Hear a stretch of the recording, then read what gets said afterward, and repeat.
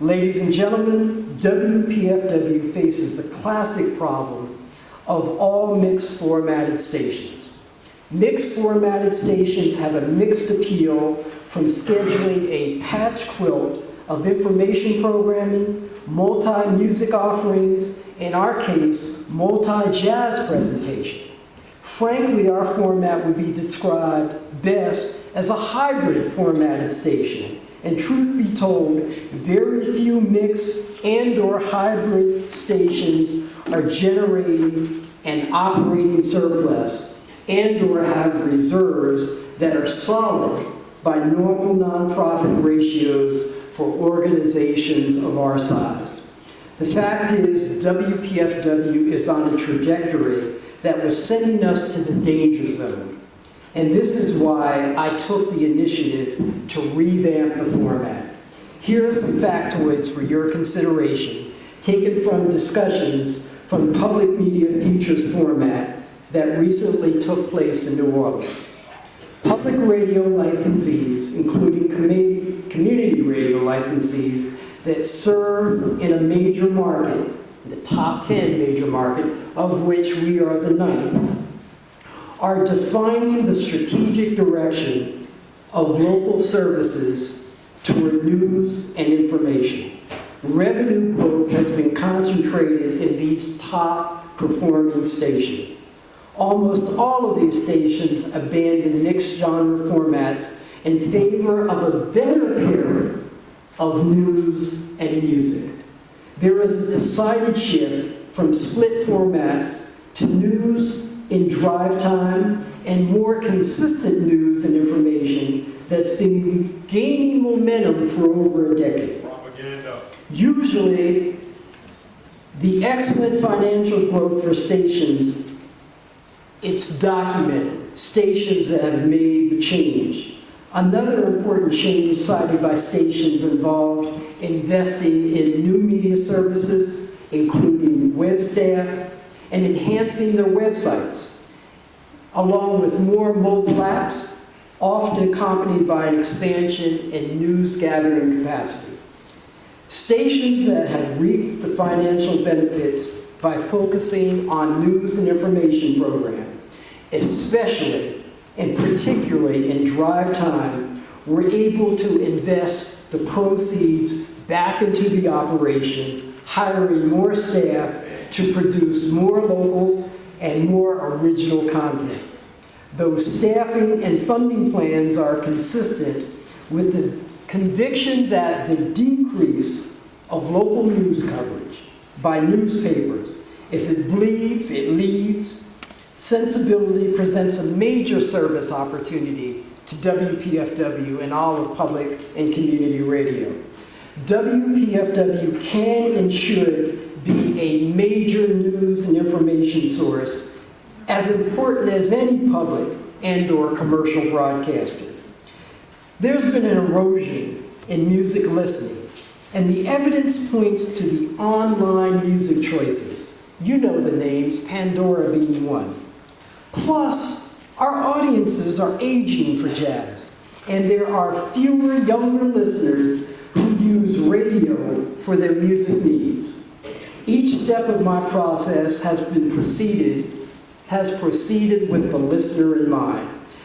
Our dramatic shift to untested content, acquired content, new programs that have been rescheduled and/or repurposed along the way will continue to evaluate, take feedback, comments, critique, and analysis.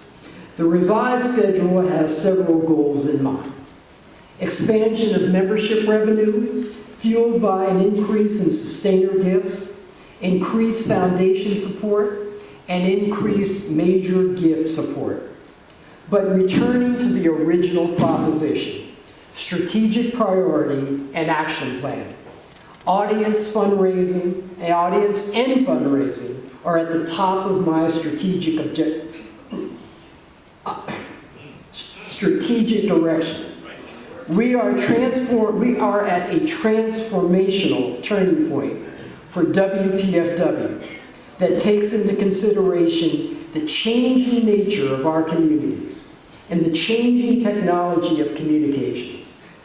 I laid forth a set of recommendations proposing aggressive development in the creation and broadcasting of content, a major gift and planned giving campaign, an investment in social media, rethinking WPFW's web content, and looking at new mobile platforms and apps. But let's get to programming. Objective number 1, refine the WPFW schedule. Number 2, develop new programs and services to appeal to new audiences. Objective number 3, invest in select national program acquisition. Strengthen and revise drive time content. Recruit new voices to bring to WPFW and correspondingly to our audience different views and skills. This is an incredibly important objective. Reach a younger audience. Reach a younger and more diverse audience.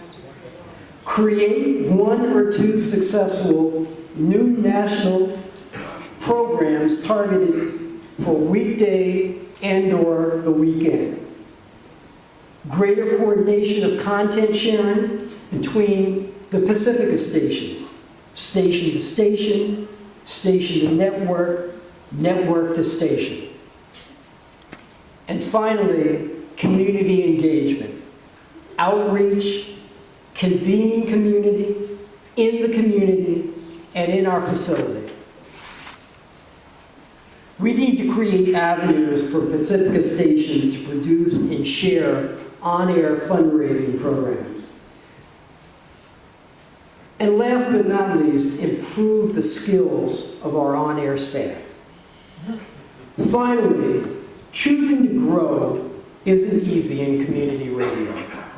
The trade-offs are not pretty.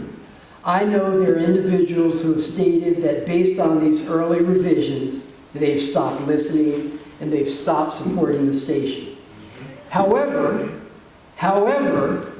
there are listeners and segments of our communities that have been extraordinarily accommodating and adapting to the format changes. This is, without a doubt, an intensive, emotionally painstaking process, made no less pain-free by how the process was handled. What should have happened, frankly, what is required is a superior job of talking through the need for change, getting input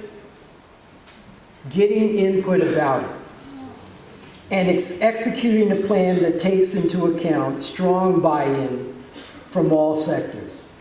I would have liked to have rolled out a new drive time strategy with the LSB, but for nearly a year, in a few key respects, there hasn't been the kind of collaborative environment that I felt would give our challenges and strategy proposals a fair hearing. Unfortunately, things have seemed very contentious with the LSB and me. WPFW is a unique treasure that requires a superior job in building consensus and buy-in. Again, I certainly take responsibility for any abruptness and insensitivity our program director or I displayed in the recent dismissals. And I will take responsibility for repairing and rebuilding our relationships throughout the WPFW family and with our listenership. I know this will take time, but my intention is to take the time to rebuild a positive, collaborative culture in the WPFW family. WPFW has the talent to create models that can reshape the public radio programming landscape and push the envelope in terms of broader radio appeal. And while the focus of my remarks has been on programming and programming revisions, we must at least touch on public radio's requirement to get younger and more diverse. I can begin again. I've already reversed myself and idea with respect to placing several distributed national shows on the schedule, at least until we've had more time for widespread dialogue. This transformation program revision was by and large not about any one specific program and/or program. Its purpose was not to remove any one specific program or program. It was not done in an arbitrary, capricious, or for vengeful purposes. But here's the thing. We can arouse energy and spirit in and for WPFW. And I stand here this evening in the shoes of my grandfather, my father, Paul Robeson, and Lawrence Giat, whose name I invoke because I had the honor of many conversations with Mr. Giat about our struggle, about our history, about WPFW and WHUT. He urged me to consider new partnerships for the station. We talked extensively about the opportunity to create new program sensibility. That I don't submit to force on and/or to hand over our younger, browner audiences to new media and/or to other parts of broadcast media, nor turn away the majority of the audience that we currently have. Everything in life must morph and change, and that does not risk irrelevance and/or extinction. The crisis that WPFW finds itself in today is absolutely solvable. We must invest in the renaissance of WPFW that refines its programs, services, target audience, and correspondingly, we can begin now. Thank you. Thank you.